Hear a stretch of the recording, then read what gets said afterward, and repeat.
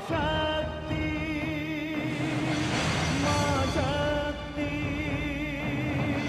मां शक्ति। मैंने तुम्हें शक्ति इसलिए दी है कि तुम अपनी रक्षा कर सको। दूसरों को कष्ट देने के लिए अपनी शक्ति का प्रयोग कभी मत करना।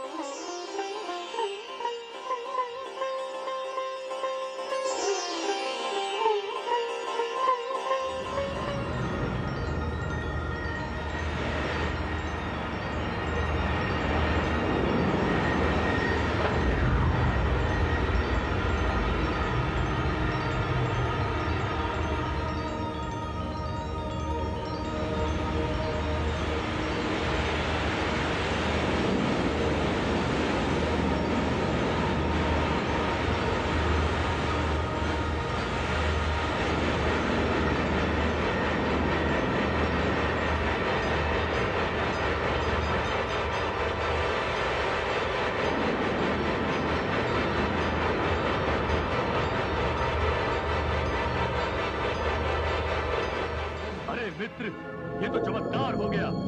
हाँ, मां शक्ति ने प्रसन्न होकर हमें शक्ति का वरदान दे दिया। अब हम शक्तिशाली हो गए हैं। हमें किसी का भय नहीं। हमें इच्छा मृत्यु का वरदान मिला है। हमारी इच्छा के बिना हमें कोई नहीं मार सकता। तो फिर ये जल के जीव जंतु हमारा क्या बिगाड़ लेंगे? मित्र, एक काम करते हैं, हम जल के अंदर उतरकर इन भयानक जीव जंतुओं के बीच जाकर मां शक्ति के दिए हुए वरदान की परीक्षा लेते हैं। हाँ मित्र, चलो चलो।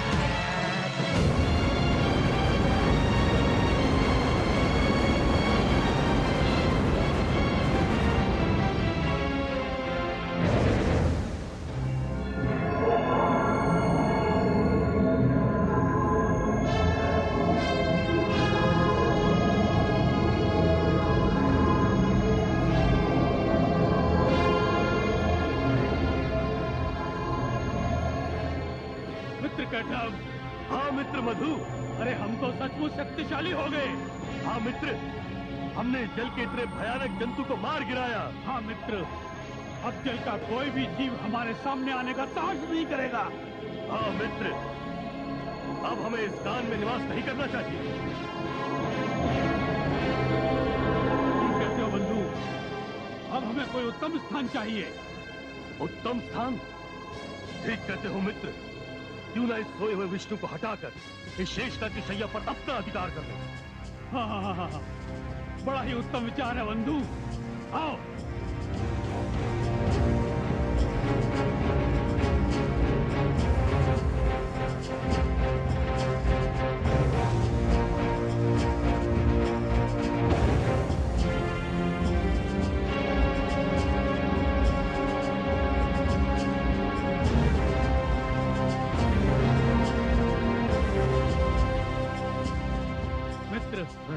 ये कितनी चिकनी चिकनी और कोमल शैया है, सोते ही नींद आ जाएगी।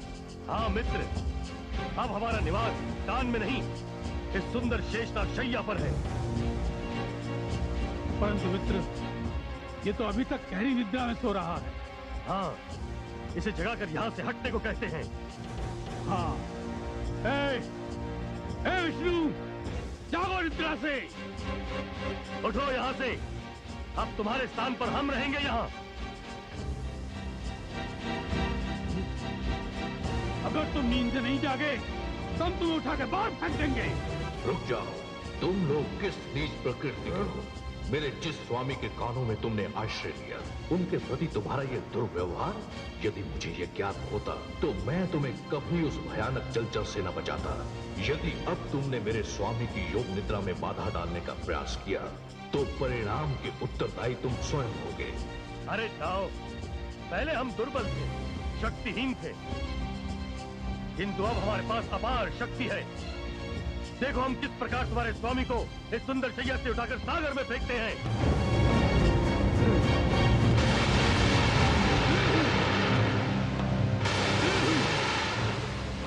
अरे मित्र, ये तो अग्नि की वर्षा कर रहा है। हाँ मित्र, इसके पास भी शक्ति है, इसे हम बाद में निपटेंगे। चलो कोई और स्थान ढूंढते हैं। हाँ मित्र, यही उचित रहेगा।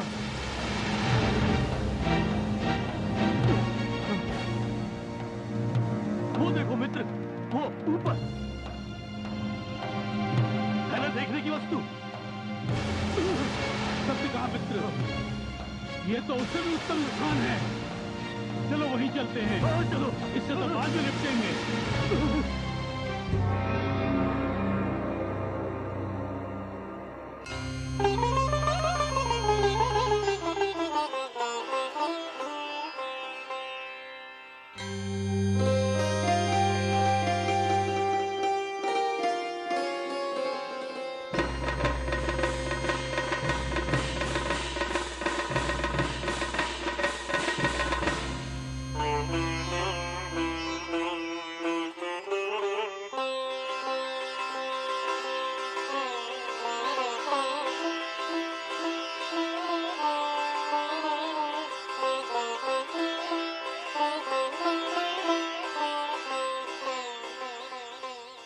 हे आदिशक्ति, यह आपने क्या किया?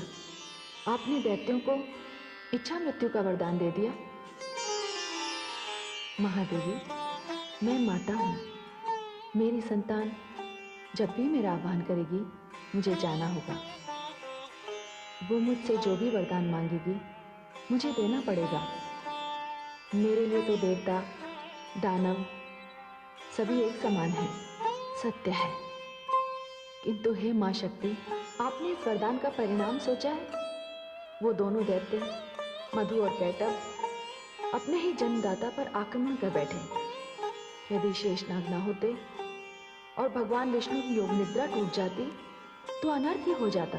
किंतु हे आदिशक्ति, अब वो दोनों दैत्य ब्रह्मा जी की ओर बढ़ रहे हैं। बढ़ने दीजिए। महादेवी, मैंने उन्हें इच्छा मृत्यु का वरदान दिया है, क्योंकि उनकी इच्छा से ही उनकी मृत्यु तो अवश्य होगी। और हे महादेवियों, ब्रह्मा जी तो ब्रह्म के अंश हैं। हे माँ शक्ति, उनके पास तो कोई शस्त्र नहीं है, और शस्त्र के बिना ऐसे दो शक्तिशाली दैत्यों का सामना वो कैसे करेंगे? आप चिंतित न हो महादेवी, मैंने उन दोनों दैत्यों को शक्ति दी है, किंतु शक्ति के साथ साथ मैंने उन्हें चेतावनी भी दी है। यदि उन्होंने शक्ति का अनुशासन भंग करने का प्रयास किया तो शक्ति मेरा स्वरूप है, शक्ति मेरी आज्ञाकारिणी है। मैं जिस किसी को भी शक्ति देती हूँ उसके पास वो मेरी धरोहर होती है। जो भी मेरी इस धरोहर के साथ दुर्व्यवहार करता है तो मैं अपनी ये धरोहर उससे छीन लेती हूँ। शक्ति मेरे लिए एक ऐसी डोरी है जिसका एक ही छोर है, और वो छोर मैं जब चाहूं खींच लेती हूँ। प्रारंभ चाहे किसी के भी हाथ में हो, अंत मेरे हाथ में है। अब आप देखती जाइए कि ब्रह्मलोक में क्या होता है।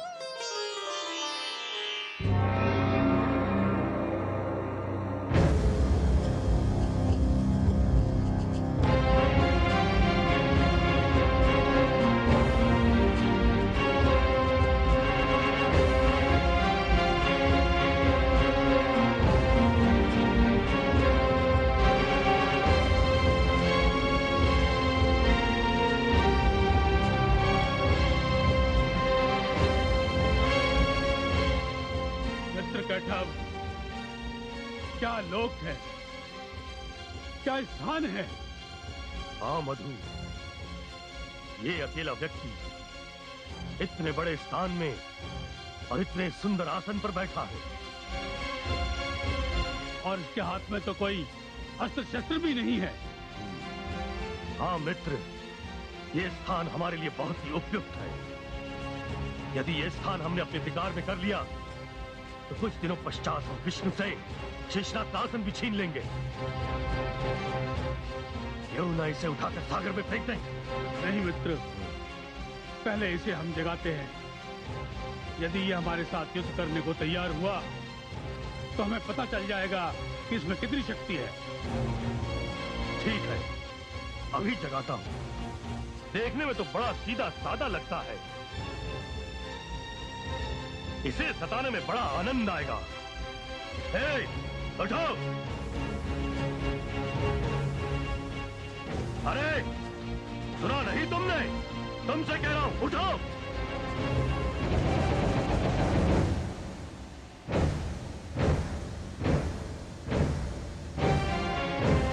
कौन हो तुम दोनों? आदर से बात करो। उठो, हमें प्रणाम करो, फिर हमारे साथ युद्ध करो। तुमसे युद्ध करूं? क्यों युद्ध करूं? पहले अपना परिचय तो दो। पहले तुम अपना परिचय दो। मैं? मुझे नहीं जानते? मैं ब्रह्मा हूं। ये मेरा लोक है। मैं भाग्य विधाता हूं। भाग्य विधाता? अब हम तुम्हारे भाग्य विधाता हैं। ये लोक तुम्हारा था, अब हमारा है। आसन से नीचे उतरो और हमारे साथ युद्ध करो। मैं कैटअप और ये मधु है। ये समय मेरे ध्यान का समय है, इसलिए तुम दोनों यहां से चले जाओ। जाओ।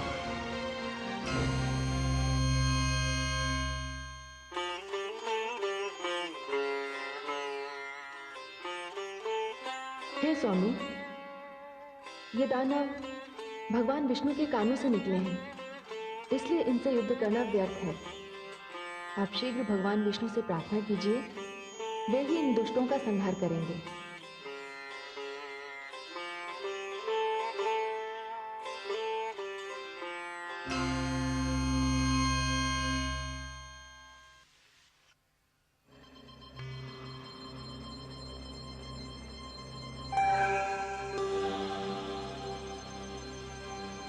मैं तुमसे अंतिम बार पूछता हूँ, आसन से नीचे उतर के हमारे साथ युद्ध करोगे या नहीं? अवश्य करूंगा, किंतु मुझे थोड़ा समय दो। मैं किसी से परामर्श करके आता हूं। सुना मित्र मधु, ये हमसे समय मांग रहा है, क्या करें? इसे समय दे दो मित्र।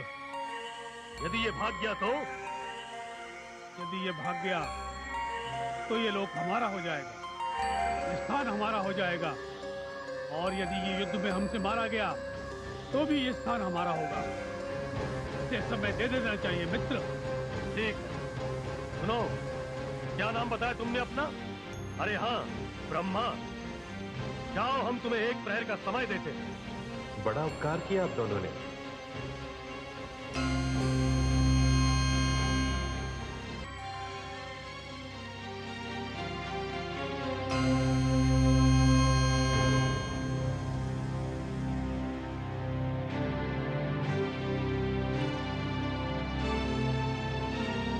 पद्मनाभ, हे शेष की सैया पर निवास करने वाले, आंखें खोलिए और देखिए मेरे साथ क्या अन्याय होने जा रहा है। हे वासुदेव, मेरे धैर्य की परीक्षा न लीजिए।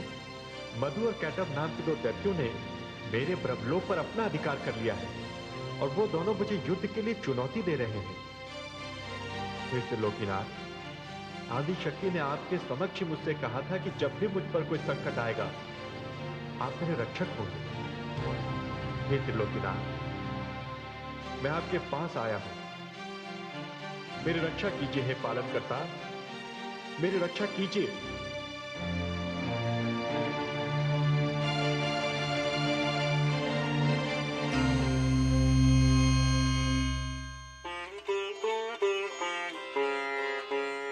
हे स्वामी, मैं आपकी शक्ति सरस्वती आपको इस संकट में नहीं देख सकती।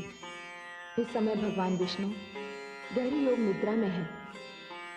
आप आदि शक्ति का आह्वान कीजिए, क्योंकि आदि शक्ति ही योग निद्रा है, जो भगवान विष्णु के नेत्रों में विश्राम कर रही है।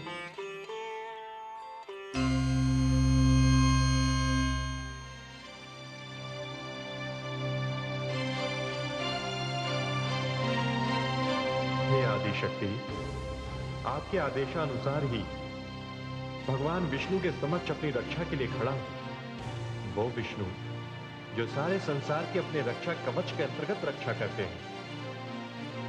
यदि आपने इनको निद्रा के वश में कर दिया तो मेरी क्या गति होगी? आप निद्रा बनकर इनके नेत्रों में विराजमान हैं। मेरी रक्षा कीजिए, इनके नेत्रों से बाहर आ जाइए, क्योंकि वो दोनों दैत्य किसी भी समय यहां आ सकते हैं। मेरी रक्षा कीजिए आदि शक्ति, रक्षा कीजिए।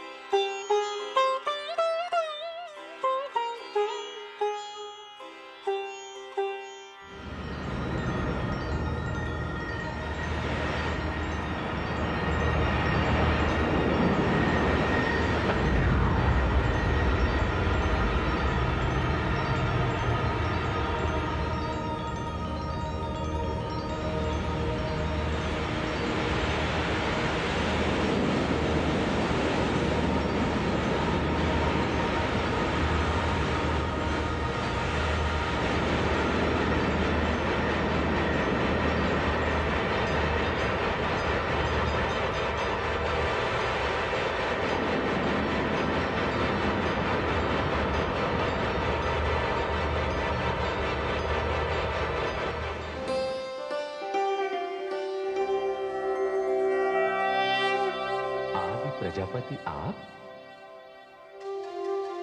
आपके मुखमंडल पर चिंता की ये रेखाएं कह रही हैं कि आप किसी गंभीर समस्या में उलझे हुए हैं।